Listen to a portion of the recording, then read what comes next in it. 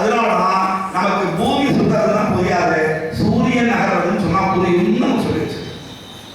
இவ்வளவு ஆராய்ச்சி பண்ணி சூரியனுடைய தன்மை என்ன, குருவோட தன்மை என்ன, பூமியோட தன்மை என்னன்னு கண்டுபிடித்த ஞானிகளால சூரியன் சுத்தலைன்னு சொல்ல முடியாது. அதனால இப்படி ரிலேட்டிவ் மோஷன் நமக்கு புரியறதுக்காக நமக்கு ஏற்ற மாதிரி சொல்றது. அப்பதான் டீச்சர் எஃபிஷியன்ட் டீச்சரா இருக்க முடியும். அவனுக்கு தெரிஞ்சதெல்லாம் சொல்லிக் கொடுத்தா குழந்தைக்கு புரியாது. இந்த குழந்தைக்கு புரியுற மாதிரி அவன் சொல்லிக் கொடுக்குறானோ அவன் தான் நல்ல டீச்சர். நம்மளுடைய முனிவர்கள் ரிஷிகள்லாம் அப்படிப்பட்டவர்கள். அதனால நின்னா அதுக்கப்புறம் இருந்து பார்த்தீங்கன்னு சொன்னா குரு அதனால நல்லவராக இருக்கும். அதுதான் சொல்லுவாங்க. உன் சிஷ்யன் 100% வாங்கணும்னா நீங்க 200-300% இருக்கும். நீங்க 100% இருந்தா உங்க சிஷ்யன் 50% தான் இருக்கும். நீங்களே 50% இருந்தீங்கன்னா என்ன ஆகும்? அதனால டீச்சர் வேலைக்கு வந்திருக்கிறவங்க you must be very very very sincere. உங்களுக்கு இன்பங்கள் கிடையாது, தியாகங்கள் தான் செஞ்சாகணும். ஏன்னா நீங்க தேர்ந்தெடுத்திருக்கிற வேலை வெற்றியில போய் உட்காந்து எனக்கு ஏசி வேணும், 5 ஸ்டார் ஹோட்டலில் சாப்பாடு வேணும்னு கேட்க முடியுமா? அவன் ஒரு பாறை எல்லாம் அடுக்குல ஒரு சப்பாத்தி எடுத்து தின்னுட்டு கீழே இருக்கிற தண்ணியை குடிச்சிட்டு நமக்காக கஷ்டப்படும். அதே மாதிரி விஐபிஸ் வரும்போது இந்த போலீஸ்காரங்க எல்லாம் பார்த்தா அவன் வீட்டுக்கே போவான். அவ்வளவு கஷ்டம் அவனுக்குலாம். அவமானங்களும் உண்டு, பட்ட அவமானங்களும் உண்டு, பெற்ற போராட்டங்களும் உண்டு. வாங்கிட்டு செஞ்சா சரி. அப்படி இருக்கும் பொழுது பார்க்கலாம். சரி என்ன பண்ணா முடிவு பண்ணிடலாம். ஒரு 5 நிமிஷம் சொல்லணும். படைத்தவன் வரவிது பார்விசை ஒரு தினம் படையிலா தனியொரு பலமுடை வானம் தடையிலா தடைந்தும் தருக்கிணை அளித்திடும் விடை பெரு இலங்கை வீழ்தல் திண்ணமே. பிரம்மா என்னை என்னைக்கு அனுப்பிச்சாலும் அன்னைக்கே உலகத்துக்கு நம்ம வரும்போதே நம்ம டிக்கெட் வாங்கிட்டு தான் வருவோம். ஆனா அந்த டிக்கெட் எப்படின்னா மறைஞ்சிருக்கும், எழுத்து தெரியாது, டேட்டு டைம் அதை போடலாம் இருக்கு. எல்லாத்தையும் டிக்கெட் இல்லாமல் வந்தவங்க யாருமே குழந்தை இருக்கிறான் போயிருக்கா நான் சொல்றது. பிறந்தா என்ன ஆகும் கடைசியில? இந்த உலகத்தில் நம்ம பிறந்தோம்னா கடைசியில என்ன ஆகும்? கடைசியில இறந்துதான் போகணும். எங்க இருந்து வந்தோமோ அங்க போயிடுவோம். அதனால ரிட்டர்ன் டிக்கெட் போட்டுட்டு தான் எல்லாருமே வந்துருக்கோம். அதுக்காக அவசரப்பட்டு இப்பவே இறக்கக்கூடாது. கடவுள் நம்மளை எதுக்காக அனுப்பிச்சிருக்காரோ அந்த காரியங்கள் எல்லாம் செஞ்சு முடிச்சுட்டு அப்பா உங்கள்கிட்ட வட்டமானான்னு கேட்கணும். வா அப்படின்னா போகும். அப்பதான் சுகம் மனுஷனுக்கு. இந்த அவசரப்பட்டு ஏதோ அல்ப காரணங்களுக்காக தற்கொலை பண்ணிக்கிறாங்க. ஏதோ ஒரு படிப்புல கிடைக்கிற இடம் கிடைக்கலன்னு போனோம். நான்லாம் அப்படி பார்த்தா 20 வயசுல நான் போய் சேர்ந்துருக்கணும். இன்ஜினியரிங் அப்ளை பண்ண கிடைக்கல. ஆனா என்னால இன்னைக்கு ஒரு 100 இன்ஜினியர் வேலை பார்க்கலாம், 200 டாக்டர் வேலை பார்க்கலாம். அப்ப பெருமாள் எதுக்கு இன்ஜினியர் ஆக்கல? பல இன்ஜினியர்களை உருவாக்கணுங்கிறதுக்காக என்ன இன்ஜினியர் ஆகல, அவ்வளவுதான் விஷயம். அன்னைக்கே நான் தூக்கு போட்டு இருந்தேன்னா போக வேண்டியதான். என்னை தியாகி ஆகியிருப்பாங்க, போட்டோ ஓட்டி அது ஒரு அரசியல் வரும். ஆனா அப்பெல்லாம் இந்த மாதிரி கிடையாது.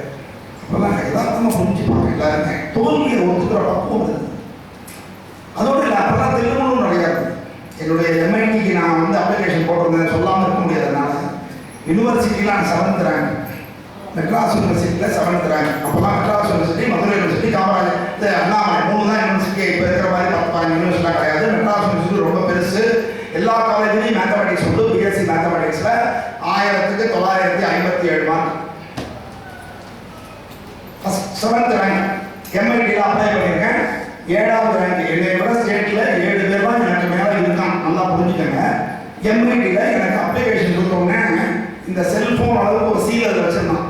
ஃபார்வேர்டு அப்படின்னு அந்த சீல் கொடுத்திருந்தான். அதை பார்த்துட்டு வந்தோடனே எங்கள் அப்பாவை சொல்லிட்டேன், எனக்கு கிடைக்காது பாருங்க. அதுக்கு ஏற்ற மாதிரி எனக்கு கிடைக்கல. அப்புறம் நான் எம்ஜிஆருக்கு லெட்டர் போட்டேன். மனசே ஆகலை. எல்லா ஸ்டேட்லேயே 7வது ரேங்க்ல இருக்கும். 7வது ரேங்க் படிக்கிற ஒருத்தருக்கு எம்ஐடியில் கொடுக்க மாட்டானா? அப்போதான் இன்டர்வியூ தான் ரிட்டன் டெஸ்ட் கிடையாது. பென்சிலில் மார்க் போடுவாங்க. கடைசியில் அந்த அரசியல்வாதியோ பணக்காரனோ வேண்டியவன் சொல்றதுக்கு ஏற்ற மாதிரி மாற்றிடுவாங்க. இப்படி நடந்ததுனால எனக்கு இடம் கிடைக்கல. அப்போ எம்ஜிஆருக்கு லெட்டர் போட்டேன். எம்ஜிஆருக்கு நேரடியாக போட்டால் பிஏ அமைக்குவான் எனக்கு தெரியும். அதனால ஜானகி ராமச்சந்திரன் லெட்டர் வேலை இல்லாமல் சும்மா உட்காந்து இப்படி தானே புத்தி போகும். எழுதி போட்டாங்க. 20 நாளில் எனக்கு அதே காலேஜிலிருந்து ஆர்டர் வந்தது. சேர்ந்தேன். ஆனால் அதை தூக்கி எனக்கு ஸ்டேட் பேங்க் கிட்ட. ஏன்னா ஸ்டேட் பேங்க் என்னுடைய மெரிட்டை மதிச்சது. யாருடைய ரெக்கமெண்டேஷன் இல்லாமல் வேலை கிடைச்சது ஸ்டேட் பேங்க். அதனால படிப்பு தூக்கி எழுதிட்டு போயிட்டேன். அப்துல் கலாம் படித்த படிப்பு பெருமைக்காக சொல்றேன். அதனால இன்னைக்கு இந்த தோல்விகளை இதுக்கு நீ செலக்ட் ஆகலைன்னா உன்னை இதை விட ஒரு முக்கியமான காரணத்துக்காக பெருமாள் வச்சிருக்கான். எல்லாருமே அறிவாளிகள் தான். வீட்டிலேயே இருக்கிற பொம்மாடிலாம் விட்டாளா, அவங்க தான் உலகத்தையே உருவாக்குறாங்க. நேரத்தே சொன்னோம், எங்கள் அம்மா 8ஆம் கிளாஸ் ஃபெயில்னா அது மாதிரி படிக்க வைக்கல. அவங்க குடும்பத்தில் பிரச்சனை, படிக்க வைக்கல. ஆனால் எங்களால் எப்படி வளர்த்துருக்காரு அதை நான் மறக்கவே முடியாது. அவ்வளவு கிரேட். இது மாதிரி நிறைய தாய்மார்கள் இருக்காங்க. ஒவ்வொரு தாய்மார்களும் தன்னுடைய குழந்தைக்காக தான் வாழறாங்க, தியாகம் பண்றாங்க. அதனால கடவுள் பெண்களை படைச்சிருக்கான், அவங்களுக்கு அந்த கர்ப்பத்தை கொடுத்துருக்கோம். பொறுமையா சொல்லுவீங்கிறதுக்காக, நீங்களாம் இருக்கிறதுக்காக நான் சொல்லலை. என்னைக்குமே எனக்கு எங்க அம்மா வசதி, நீங்கெல்லாம் எங்க அம்மா தான்.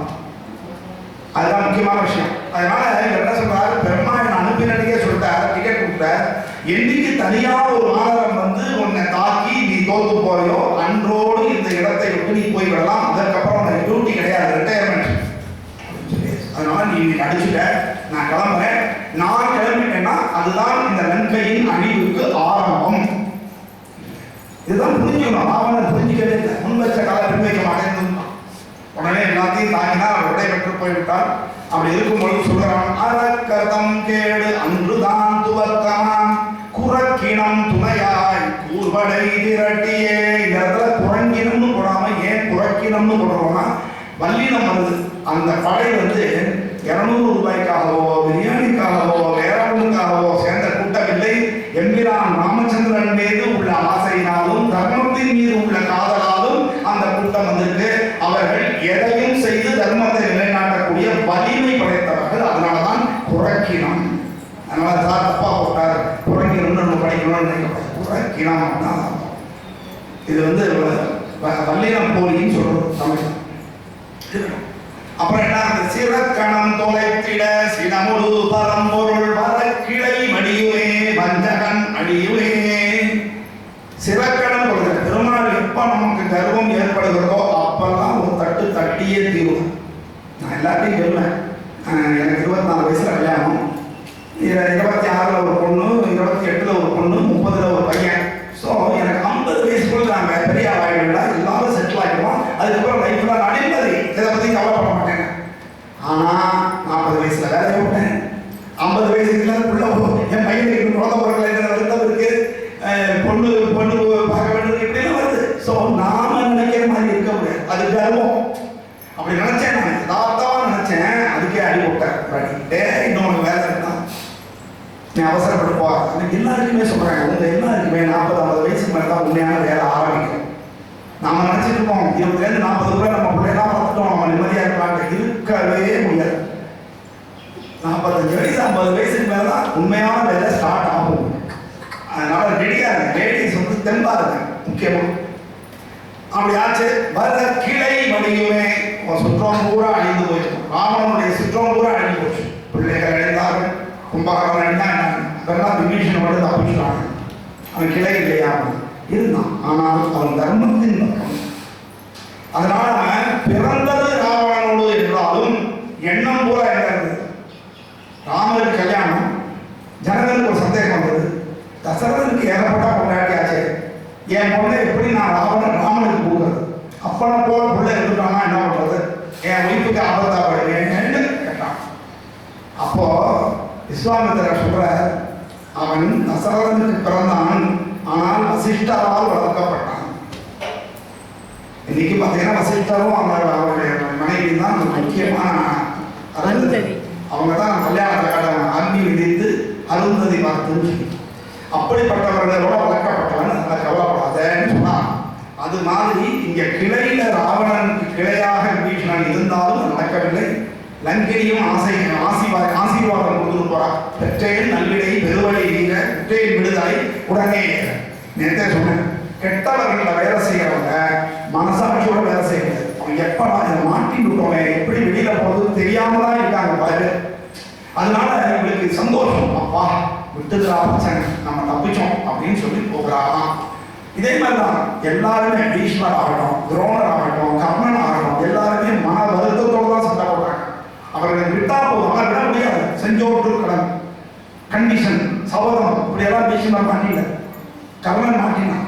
ஆகையினால அவர்களெல்லாம் தப்பிக்க முடியல. அதனால எப்பவுமே அவர்களுக்கு இதிலிருந்து எப்ப விடுதலை அடைவோம் அப்படின்னே தோணுமா. அது போல இந்த லங்கினி கிளம்பினான். மற்றே என்சோ